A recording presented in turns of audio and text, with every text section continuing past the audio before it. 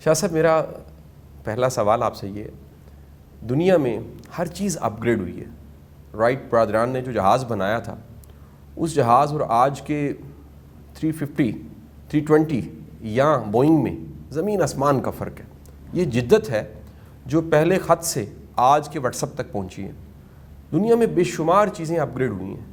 بر صغیر میں ایک پرانی کارآمد چیز، انتہائی فائدہ مند چیز خانقاہ تھی، ڈیرا تھا، جس ڈیرے سے ہر طرح کا فیض اور لنگر ملتا تھا. سوچ والے کو سوچ ملتی تھی، بھوکے کو کھانا ملتا تھا، ایمان کی تقویت کے لیے درس موجود تھا، سمت نمائی کے لیے رہبر موجود تھا. شاہ صاحب یہ ہماری درسگاہ جسے ہم خانقاہ کہتے ہیں، یہ اپ گریڈ نہیں ہوئی، اور اس اپ گریڈ نہ ہونے سے ایک بڑا ویکیوم کریٹ ہو گیا. اس ویکیوم کو نہ ممبر کور کر رہا ہے، نہ یونیورسٹی، نہ پروفیسر، نہ آج کا روایتی پیر.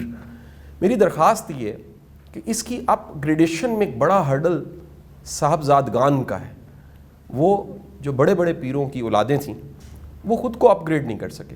شاید ان کی معاش تو اچھی چلی، لیکن وہ مشن جو بڑوں کے مشن تھے، جن سب ناموں کے ساتھ رحمت اللہ علیہ آتا ہے، کیا ممکن ہے کہ ہم آج کے اس مشکل دور میں خانقاہ کا کوئی اپ گریڈڈ ماڈل دیکھ سکیں؟ یہ جو خانقاہی نظام جس کی طرف آپ نے اشارہ کیا، بدقسمتی سے یہ بر صغیر کی پیداوار نہیں ہے. یہ خانقاہی نظام جو سب سے مضبوط نظام تھا، یہ مراکش اور اس کے ارد گرد کے ایریاز کا ہے، اور وہاں اس کا نام زاویہ تھا. زاویہ. جب مسلمان یہاں آئے، اسلام انٹروڈیوس ہوا، محمد بن قاسم سے کافی دیر پہلے انٹروڈیوس ہو چکا تھا اسلام یہاں. محمد بن قاسم آئے وہاں، پھر پراپر ایک جو قدم جمائے گئے ہیں مسلمانوں کے، اسلام کے نہیں مسلمانوں کے، وہ محمد بن قاسم کے دور سے شروع ہو گیا. اور محمد بن قاسم سے پہلے ہی اسلام کی تبلیغ کے لیے یہاں بزرگ آنا شروع ہو گئے تھے. محمد بن قاسم کے آنے کے بعد تو پھر ایک تانتا بندھا.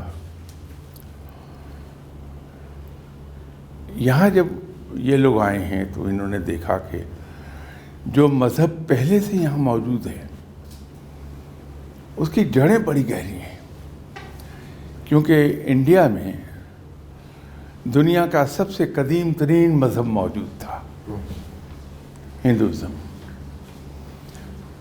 جو میرا اپنا ذاتی گیس ہے سم ویئر بٹوین 5,000 to 6,000 ایئرس پرانا. ظاہر ہے اس کے قدم جمے ہوئے تھے یہاں، اور ہندو اپنے بلیف میں ویسے ہی بڑا سٹانچ ہے، بہت فنیٹک ہے. تو یہاں دال نہیں گلتی تھی کسی کی. تو جو اسلام کے لیے آتے رہے لوگ وہ اولیاء کرام تھے. اصل میں اولیاء کرام ہمارے نزدیک جو کانسیپٹ ہے ولی اللہ کا، وہ تو یہ ہے کہ اس سے دعا کرا لی جائے. مجھے کوئی ولی اللہ مل جائے گا تو میں قطعاً یہ نہیں دیکھوں گا کہ اس کے پاس ہے کیا. میری خواہش یہ ہوگی کہ میں اس سے فوراً دعا کرا لوں، میرا کام ہو جائے، کہ میری غربت کسی امیر کو چلی جائے، اس امیر کی دولت میرے پاس آ جائے. یہ دعا میں سب سے پہلے یہ کرا دوں گا. ہم نے اولیاء کرام کو دعاؤں کی مشین سمجھا، لیکن ولی اللہ کے پاس جو علم ہوتا ہے وہ تقریباً آل اراؤنڈ علم ہوتا ہے اس کے پاس. آپ اس سے کسی سبجیکٹ پہ بات کر لیجئے، بڑی روانی سے آپ سے بات کرے گا، آلدو کہ اس کی تعلیم دنیاوی ڈگری نہیں ہوگی کوئی. تو یہ انسانی نفسیات کے بھی ماہر ہوتے ہیں. تو ان لوگوں نے یہ اندازہ لگایا کہ یہاں اگر ہندو کو میں نے اپنی طرف اٹریکٹ کرنا ہے، ہندو میرے پاس آ جائے، تو مجھے ایک کام کرنا پڑے گا کہ مجھے سادھو کی سی زندگی یا سادھو کا سا روپ دھارنا ہوگا۔ تو یوں انہوں نے یہ انٹری پوائنٹ کی شکل میں سر؟ انٹری پوائنٹ کہ انٹری پوائنٹ جو ہے ہندو، چونکہ ہندوازم میں سادھو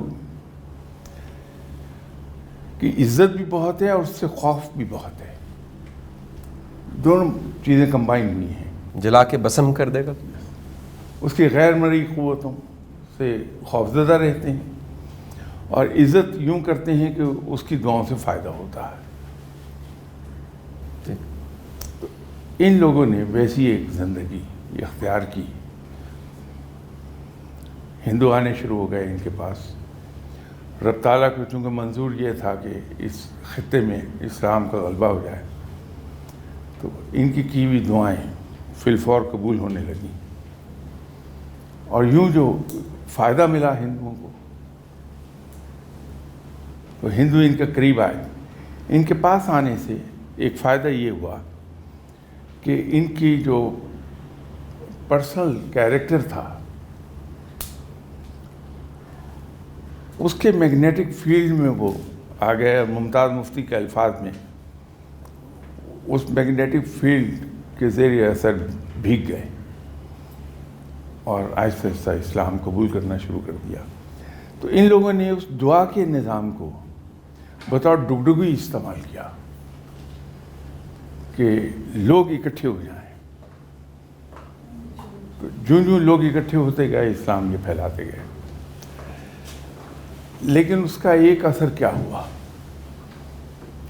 وہ لوگ تو جنہوں نے یہ سلسلے شروع کیے، فار انسٹنس جناب دادا گنج بخش رحمۃ اللہ علیہ صاحب ہیں، خواجہ غریب نواز صاحب ہیں، حضرت بختیار کاکی رحمۃ اللہ علیہ ہیں، بابا فرید ہیں، سو اینڈ سو فورتھ، آپ کو لاکھوں کی تعداد میں لوگ ملیں گے۔ وہ بڑے مضبوط لوگ تھے، ان پر کوئی چیز انفلوئنس نہیں کر پاتی تھی۔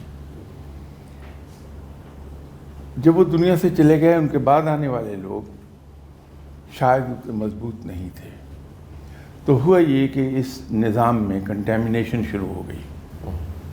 ٹھیک ہے، اور وہ کنٹیمنیشن جو تھی وہ تھی انڈر انفلوئنس آف ہندوازم۔ تو یوں یہ نظام کمزور پڑتا چلا گیا، اور اب نہ صرف یہ کہ کمزور ہو گیا بلکہ لوگ بڑے کاشیسلی اس کے قریب جاتے ہیں۔ لوگوں کی بہت سی ریزرویشنز ہیں تو اس پہ محتاط رہتے ہیں۔ یہ تو ایک پہلو ہے اس کا۔ دوسرا پہلو ایک اور ہے کہ یہ آئی ٹی کا سلسلہ آنے سے پہلے تک ایکسیس محدود رہتی تھی، لمیٹڈ تھی۔ اب یہ لامحدود ہونی شروع ہوئی ہے، ہر انسان ہر طرح کی انفارمیشن تک ایکسیس ہے۔ تو جتنا انسان کی ایکسیس بڑھ جاتی ہے علم تک،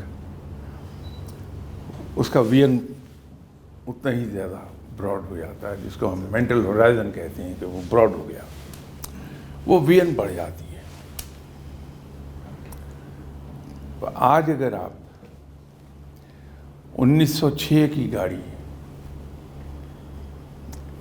ایز اینٹیک کلیکٹر تو آپ لے لیں گے، اس کی کوئی بھی پرائز پے کر دیں گے، لیکن اگر آپ کو یہ کہا جائے کہ اس کو ایز یوٹیلیٹی کار یوز کر لیں، آپ نہیں کریں گے، اس لیے کہ اس کی ٹیکنالوجی بڑی پرانی ہے۔ تو اگر آپ نے علم پھیلانا ہے تو پھر پرانے سٹائل کا جو نظام ہے وہ کام نہیں دے گا، بلکہ آج کی دنیا کے لیول پر جا کے ویسے ہی آپ کو روپ دھارنا ہوگا جیسے ان بزرگوں نے روپ دھارا تھا اس وقت کی زمانے کے حساب سے، اور آج کے انسان کی زبان میں آپ کو بات کرنا ہوگی تو وہ اثر کرے گا، ادروائز وہ اثر نہیں کرے گا۔ ایک سینیٹر صاحب تشریف لائے ایک بار میرے پاس،